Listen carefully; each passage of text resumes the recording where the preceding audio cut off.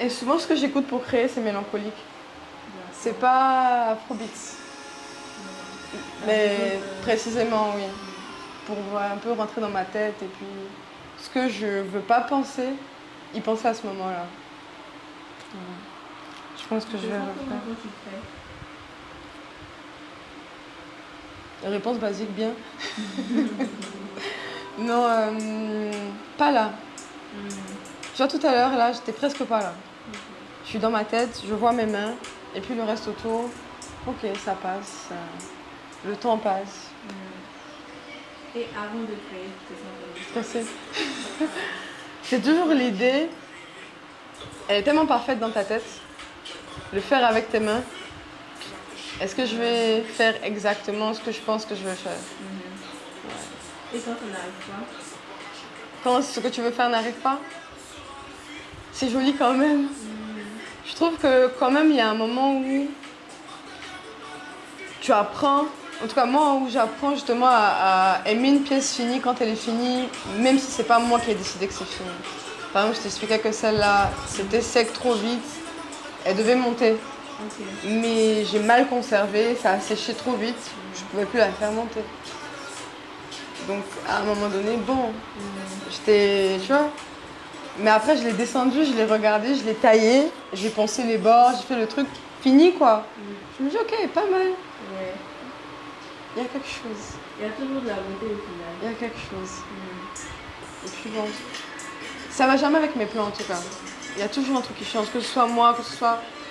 on avait fait une performance à Bassam avec Archive Ivoire. Ma sculpture avançait, des gens sont venus rajouter des dessins. Ok. Parce qu'ils avaient déjà vu mon travail, mais c'était pas censé être sur le dessin de base. Il n'y avait rien qui annonçait que ça allait être quelque chose qui soit rapporté au genre ou au féminin, ou etc., etc. Mais finalement, c'est encore parti. Dans ce sens-là. Ouais. Et ça aussi, j'ai appris à l'aimer au fur et à mesure du temps. Je regarde, je dis, ouais, c'est intéressant. Justement, pourquoi la dessin? C'est le symbole féminin que j'utilise, je pense. Le sein, c'est nourricier, c'est en même temps la femme. Celui-là, c'est pas des seins, simplement des seins. C'est des seins, comment je vais dire ça? Mûris, genre mûris par l'âge. Ok. C'est pas des seins Ok. comme idéalisés, voilà, c'est des seins assis, j'ai envie de dire. Voilà, donc c'est un peu ça. Celui-là, c'était l'idée d'un arbre généalogique de femmes. C'était inspiré par une autre artiste américaine qui a fait quelque chose avec des seins aussi, mais aplati. Et ça m'a vraiment beaucoup inspirée. J'avais fait un dessin, j'ai dormi dessus. Et voilà. Donc au final, ça me fait penser à un entassement d'ancêtres, finalement féminine. Dans une période aussi où je questionnais beaucoup, je questionne toujours, hein, la religion, la spiritualité, etc., etc. Et c'est un moment où je me suis beaucoup reposée sur les femmes de ma famille. Donc vivantes, parce que je vivais avec 6 femmes en total, quoi. Et donc vivantes et aussi celles qui sont parties. Donc il y a beaucoup. C'est là que toute la série a un peu commencé, même, je pense. Quel genre de questions tu te posais? Qui m'aide, à qui je me confie. Et à un moment un peu tout con, hein. Dieu, le Dieu, les masculins, je suis fatiguée. À un moment, je suis toujours fatiguée. À qui je peux parler? Et en fait, chez les, je sais pas, chez les Dogons, si je me trompe pas, hein, chez les Dogons, le Dieu, il est masculin, féminin. Donc c'est comme père-mère. Donc à ce moment-là, je disais père-mère. Mais j'avais tendance à dire père-mère et à parler aux femmes de ma famille, aux femmes de mon cœur, celles qui me connaissent en fait, même que je ne connais pas. C'est là que tout... vraiment... Et j'ai tendance... Vas-y. Après combien de temps que tu fais de la sculpture? De la sculpture. 1 an.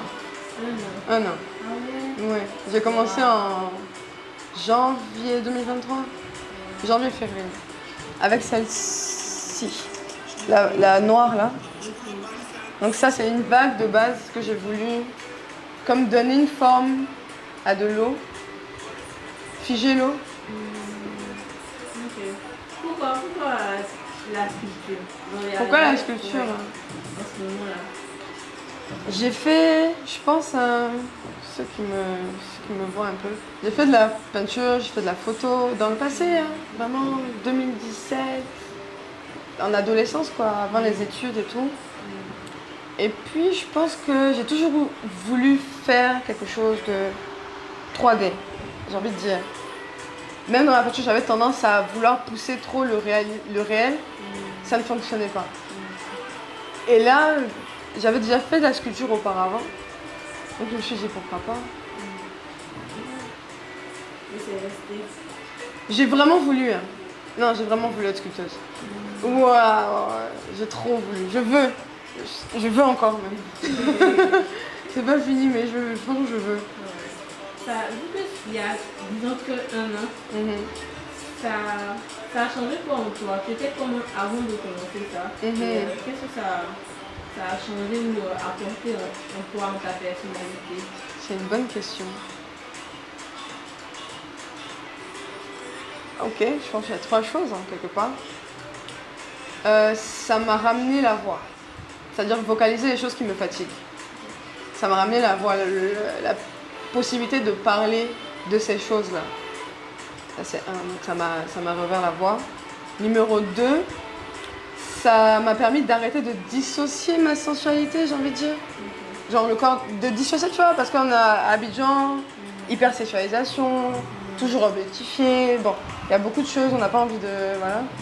Mais moi, ça m'a permis en tout cas de refaire camaraderie, un peu avec mon corps, avec voilà, tout ce qui représente des symboles féminins, mais qu'on a tendance à vouloir, je pense, cacher de par la religion, de par. Voilà. C'est 2 choses-là principalement. Je pense. Qu'est-ce que ça m'a changé? Disons, c'est un Ça bonus. m'a redonné confiance en moi, hein. Ouais. Ça, Je pense que. c'est une chose que les autres types d'art que tu pratiquais n'ont pas su faire. Non, Ok. franchement. Autant, you know, the imposter syndrome, c'est toujours présent, hein. Mais dans mes autres pratiques, j'ai envie de dire par le passé, peut-être que c'est parce que j'étais beaucoup plus jeune aussi. Mais il y avait toujours imposter syndrome at some point, quelque part. Là, c'est pas I am. I want to be I am. Je pense que c'est là que ça a changé un peu le. Et je pense que c'est parce que c'est rentré dans le physique. Parce que c'est devenu sculpture, 3D concret, c'est devant moi, ça grandit, c'est fini, c'est déposé. Donc, je dis pas que la peinture, c'est pas physique, hein. Mais il y a une différence du toucher, je trouve. Et de l'espace aussi. Donc, je pense que. Est-ce qu'avec la sculpture, tu as un peu abandonné les autres types Bien sûr.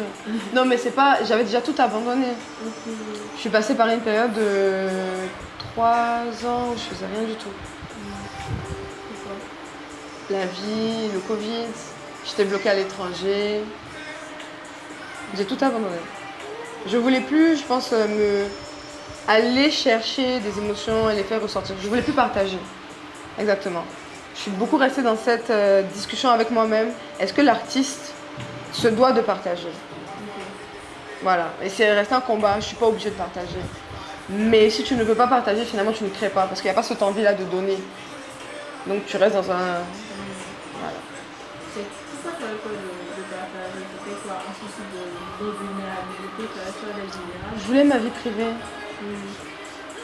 C'est une période où je voulais vraiment ma vie privée. Je voulais plus les réseaux sociaux.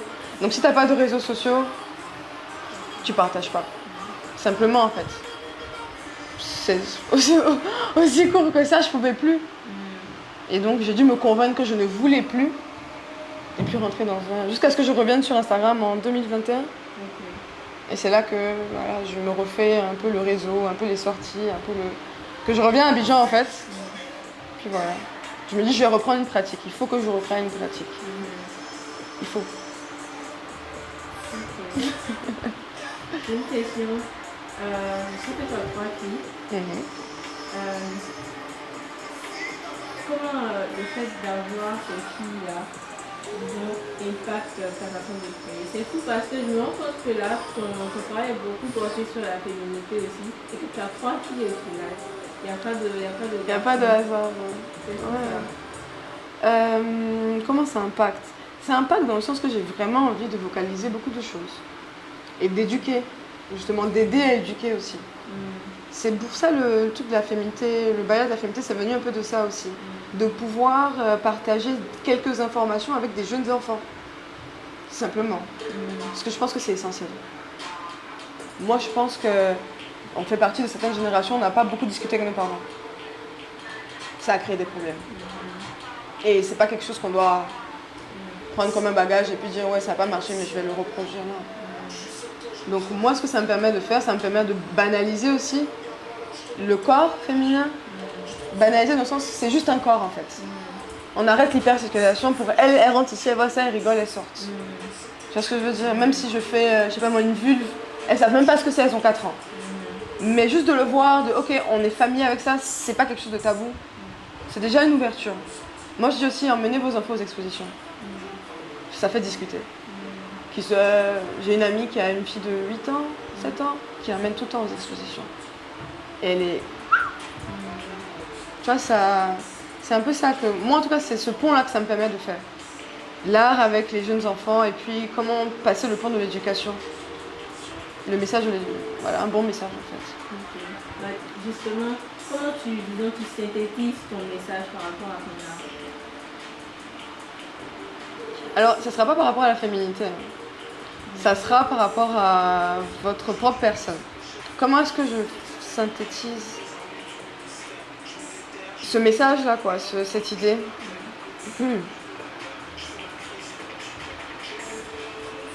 Pour moi, je pense que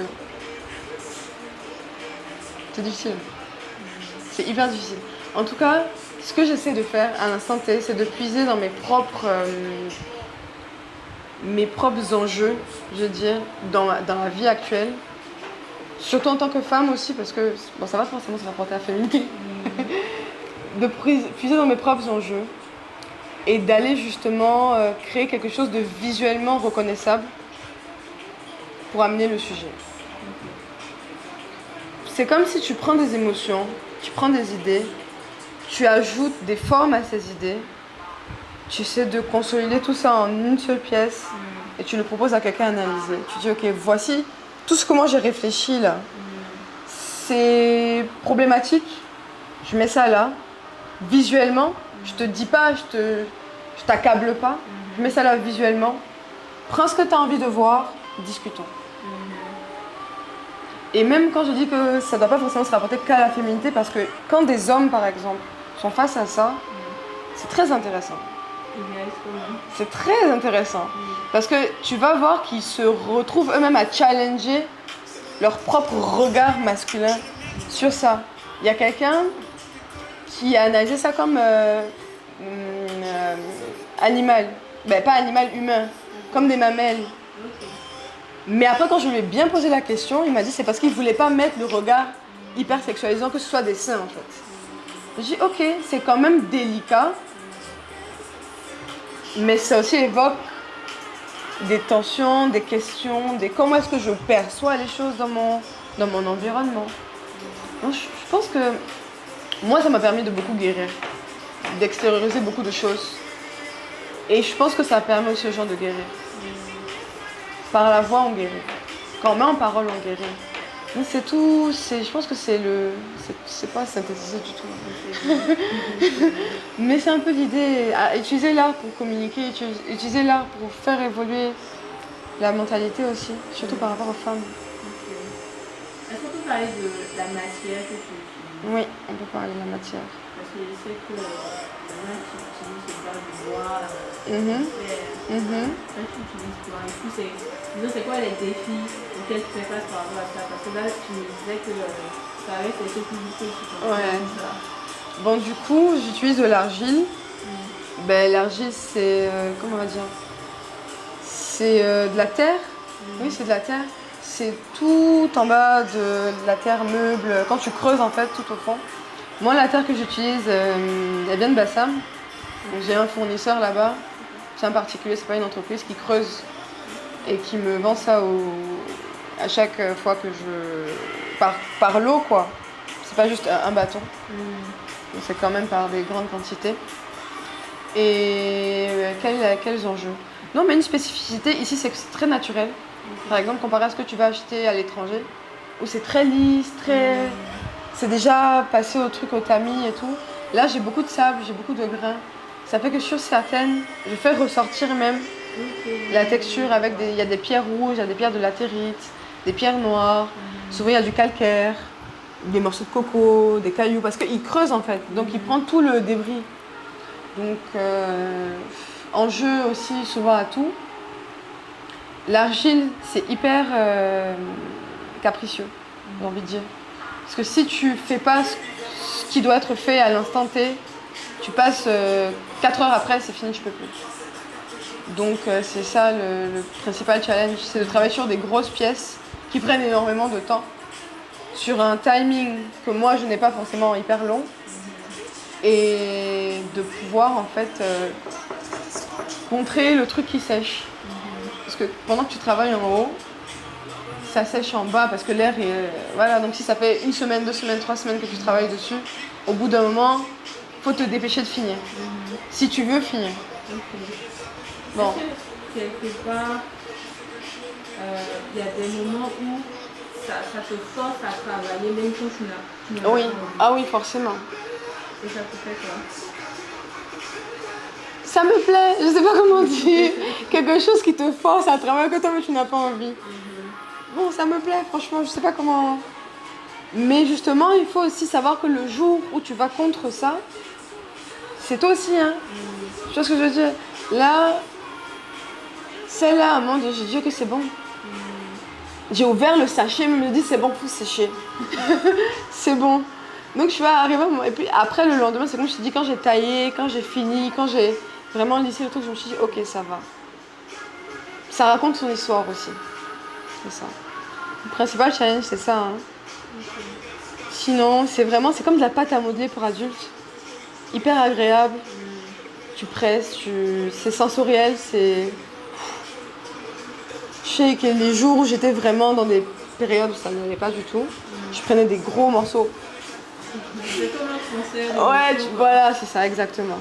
Quand je faisais la femme enceinte, là, le corps, là, ça n'allait pas du tout. J'étais enceinte moi-même, ça n'allait pas du tout. Je pleurais même, je pense, pendant que ça y est, j'en avais marre de tout, mais je me dis, il faut que je travaille. Parce que ça va sécher. Vas-y, là. Non, c'est intéressant, franchement. Et comme tu dis, ça fait pas... Pour l'argile, ça fait pas longtemps.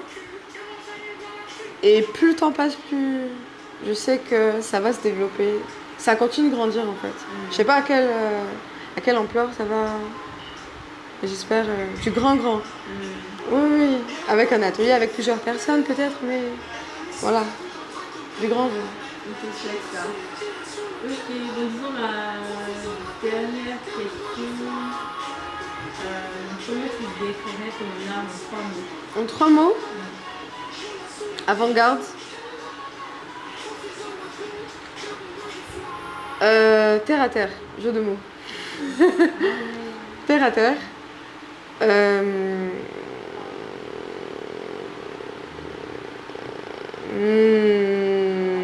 Audacieux. Ouais, parce que c'est un peu... Même moi-même, j'ai peur souvent. Je me dis, t'es courageuse hein, de faire ça. Ils vont voir ça. Hein. Souvent, je fais les stories, tu vois, je me dis, attends, j'ai caché. Ils vont voir ça. Pendant l'exposition, ils vont tout voir. Faut pas trop choquer. Non, mais... Après, il y a vraiment des gens à qui ça résonne, à qui mes formes résonnent, et c'est vers cela que ma voix se tourne, en tout cas.